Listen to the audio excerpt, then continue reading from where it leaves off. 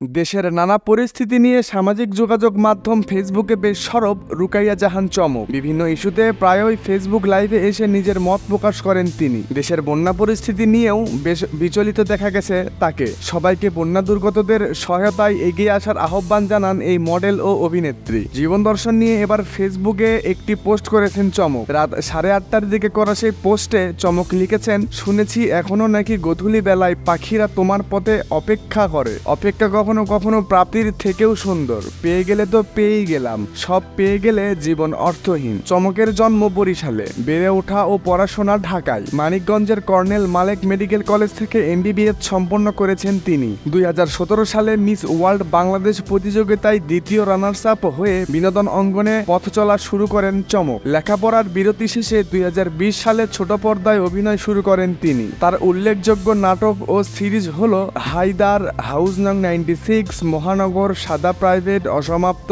ও viral husband. চলচ্চিত্র পরিচালনায় কাজও করেছেন চমক। সম্প্রতি মাত্র 9 টাকা দেনমোহরে ব্যবসায়ী আজমান নাসিরকে বিয়ে করেছেন চমক।